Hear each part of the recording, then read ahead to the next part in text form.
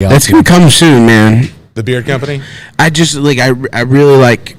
I have a regimen, and I really think like when Oh shit! He's talking about inspiring other youths out there to grow a fucking beard. Is that what this is? Yeah, it was just like take good care of it, man. No matter like what shape, how big, how small, you know. Man, dude. Yeah, it's like, all about maintenance. Yeah, The best way possible. People have listen. This beard right here, been growing it since my son was born. This is 5 years, right? I've had people ask me in the past, like, dude, how'd you do it? I want to know if you guys agree with this. What I tell them is, you're gonna have a moment where you're going to look at your face in the mirror and be like, what the fuck is happening to my chin right now? If you can make it a week past that point, you're going to be all right. Yes. Like, that's what it is. Like, I went in, what day is it? I start to trim mine every once in a while. Yeah, you gotta keep it maintained. You gotta shape a motherfucker. Yeah, you gotta shape a motherfucker like you just said. But I'm gonna keep it growing. I cut off the dead ends and then but I keep the sides kind of lower. Yeah, let's not tell them about how we be doing this shit. But see, your sides look great though. I just did that yesterday. I mean, it looks professional, but like dirty at the same time. I thought I was about to start the fuck over, brother. I was doing the sides. I'm like, please don't. Have you boys ever had the fucking beard shadow? You know what I'm talking about? You get out the car, you walk out the door, you look down. There's your head, there's your body, your shoulders, your head, and a fucking beard shadow. You know what I'm talking about? Yes. Maybe. There's been too many times where I've taken off too much from the top. I'm like, oh, well, fuck, hold on. Yeah. Give me 3 weeks, I'll be back, but you know. There it is. And I'm still trying to deal with getting my fucking curly mustache back, brother. I fucked up one side, and I couldn't get it to stick anymore. Man, that's all it is. No, listen, it's the length. It's gone. Well, I want to say thank you to everybody who's been watching this live stream right now. My name is Jason Esparza Dyer. I'm here with DVD Live and Grand Prairie Live. We are coming at you live from the Haltom Theater in Haltom City, Texas. In living color. Amen, brother. We got Brian over here with that funky ass shirt. We got my main man, David Prada, over here. This gentleman put on the show tonight. We've got 10 bands at least. It's his birthday after party gig. There is still time for you to get your ass out here and enjoy that. Boys, tell me what's going on. We got the fucking, like, a rarity right here. We got two pretty powerhouse promoters in DFW. Birthday boy, by all means. Hey, man, thank you. I appreciate y'all coming out. Thank you. Tell me a little bit about how long you've been doing this. I'm gonna do beauty before age, okay? Oh, so it's definitely beauty right here. Like, right, a beautiful man. I haven't been doing it very long. I'll say that. I have been shooting and I've been taking notes. I've been just kind of watching some other people, seeing what they do really well and what they do really bad, and taking the good from the bad, and just kind of making a concoction of all my my formula, I guess I would say. You know, and it's very hospital driven. Yeah, I've been up here with you tonight to do some shit, and I have seen you walk around and just you're not gonna like this. Old people love it. It's like you're walking around almost like an old school politician. You're able to say hello to people that you actually recognize. You're able to see, like, what do you need? Is everything going okay? Yeah. Well, he kisses babies and shakes hands. That's what I'm saying. He's like taking care of the community out here in a way that a lot of people would say has been missing for a hot minute. Yeah, man. I don't even know where to begin, man. Like 2 years ago, I was shooting here, like, for the first time. Really? Yeah. Right on, dude. So it started out as one of my shows, or was it somebody else's? I think it was Empty Shell, Necrosis, and 13 from Austin. Man, we I had messaged like a little, I don't know, like a music group that's on Facebook. Right on. And I'm like, hey, I'm looking for some venues to shoot. Nikki, my wife, was with me, and we stopped at the Rail Club. At the time, Matonic still had the guys from Lone Star Conspiracy in there. Yeah. And then I came here, man, and I walked in, and I was just like, something felt right. Right and on, I just dude. love this place. I absolutely love this place. Legitimately, that's how you know that you have a good building on your hands, when you can just walk in, basically sight unseen, and you can feel it in your fucking soul. You're like, oh. Yeah. How long have you been doing this, Torch? Let the people know who you are, brother. My name is Brian. I own, operate, maintain, fuck off with Torch Entertainment. Yeah. December, this month, we're in December, marks 16 fucking years. Brother, that's crazy. I couldn't fucking tell you the first official show. It was December 16 years ago. Right on.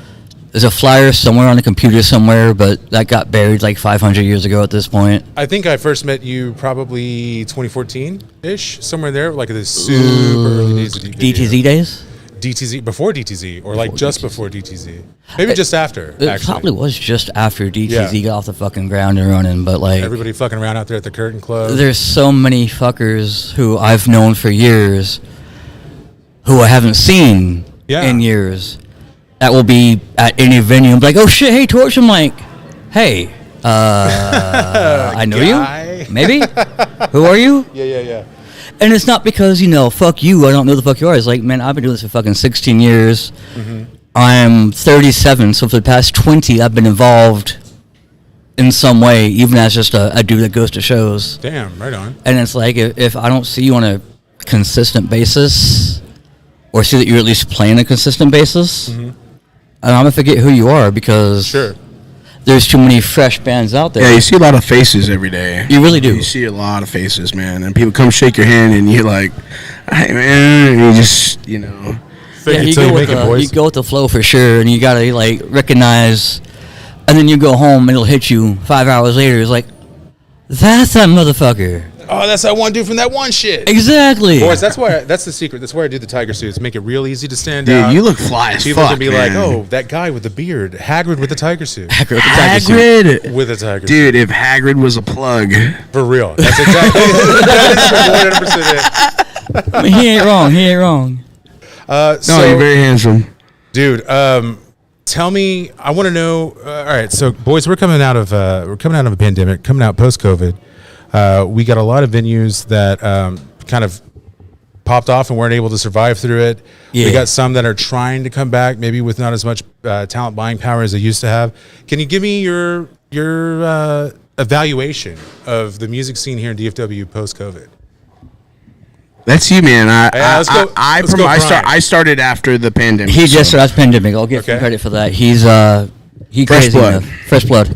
As somebody who's been doing it for, again, officially 16 years. Mm-hmm. Like you said, there's a lot that didn't make it, and that's Tomcats. May they rest in peace. Rest in peace as well. Justin Mills took it over at the very beginning of end of 19, beginning of 20, did what the fuck he could, and then COVID hit. Mm-hmm. And then he kind of had no choice. And he did what the fuck he could, did his GoFundMe, tried to make the fucking money, but when you can't operate, you can't make money. Right.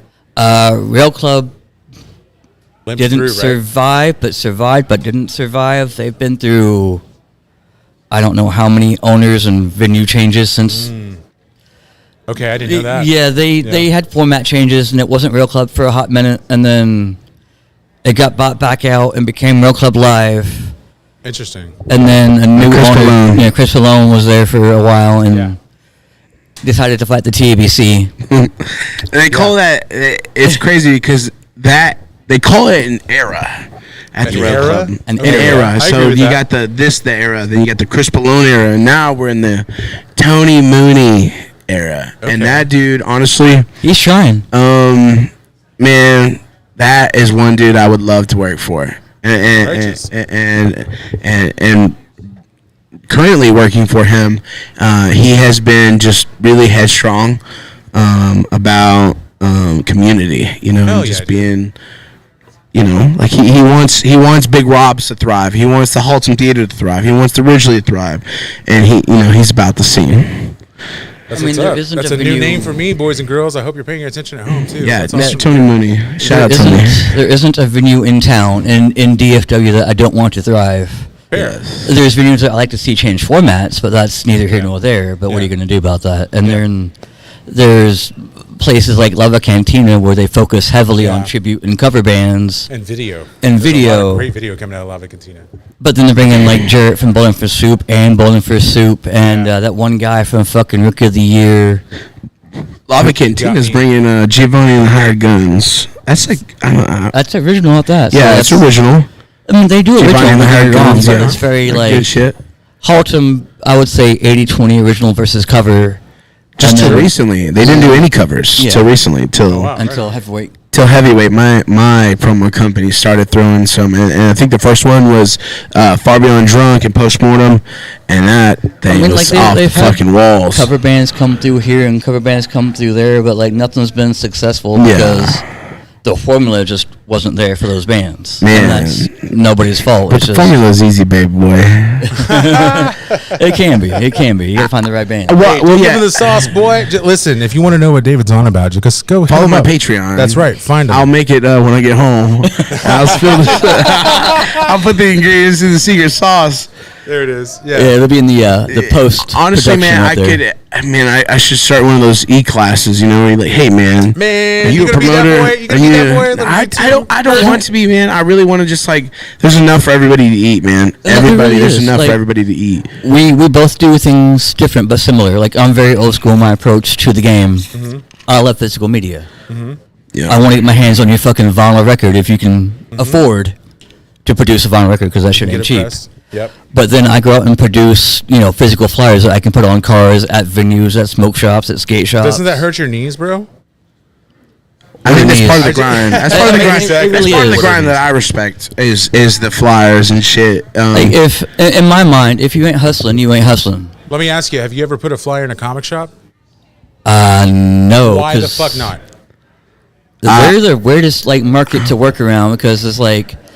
It's a bunch of kids, and kids being a very loose term, but that probably don't give two fucks about your band or who the fuck you are. I want to read the comics and play D&D, or Magic, or Pokemon, or anything of that nature. I could put a poster on the fucking wall, no problem. And if it gets seen, it gets seen, which is the ultimate goal. Yeah. But at the same time, you have to know your target market and your target audience. How are you going to convert? I won't go to the Old Navy and give them a fucking metal flyer with a bunch of band names that you can't read because the guy there will be like, buy my shorts. The guy will be like, who the fuck are you and what you fucking here for, Dude, listen. All right, so I want to let you know, I am working actively right now on bringing a new venue to Grand Prairie, and half of it's going to be a comic store. Dude, I'm fucking ready for this shit, happen, you let me know. We'll be there. Absolutely. Let me know, we'd love man. to have you out. Yeah. I'm sure I'll be talking to you beforehand, too, dude. I got to do pop-ups. I got to do, proof of concept type stuff. That's part of what we're doing now. So you guys would be down with throwing a show in a comic shop? I want to work with a lot of the venues, man. I like kind of spreading my money out a little bit here and there, and doing some talent buying at different venues. And I think just a change of scenery every once in a while is okay. Right on. If the money's right to come in, because obviously it takes money to run a show. Sure. You got to rent out equipment if you don't have it already, or a guy to bring in or run or whatever the fuck it is. If the location's there and the logistics are right, I don't care what kind of venue you operate out of, as long as it makes financial sense in the long run. Keep your money straight, keep your sound crispy, and Torch will work with you. Yeah, basically. Well, I mean, the thing is like you can have a 50-person show at a small venue and it'd be really successful because the venue's packed. But like he said, logistics got to work out. It's got to work out for everybody. Between talent buying and then renting the venue, and then if they don't have sound and stuff like that, all that stuff comes in a cost, and you got to really look at is this band that you're bringing in, is it profitable? Do they have a music video to market on Facebook? Yeah. Do they, so those are the things. I used to call that the limit break potential. It's analytics for sure, and there's formulas that we all have to work around, and it's like, okay, well, you want whatever money it is you want, and is your price, is your price financially making sense? If you're asking me for $1,000 and you've never been here before, you just tell them $850. Not even accept your money. I don't want to work with you. Hey, we give away the secret sauce, man. Secret sauce. I mean, there's. You guys want to do this again sometime in the future? You hit me up. What's up? I would love to just sit at the round table, man. That's what I'm saying. We'll shoot the shit. Shit a little bit. Talk about it. We can shoot the shit every fucking day for all I care. Right on, dude. Where are we going to set up at? Maybe Chaz will let us set up here. Sheesh. If you're asking nicely. Right now.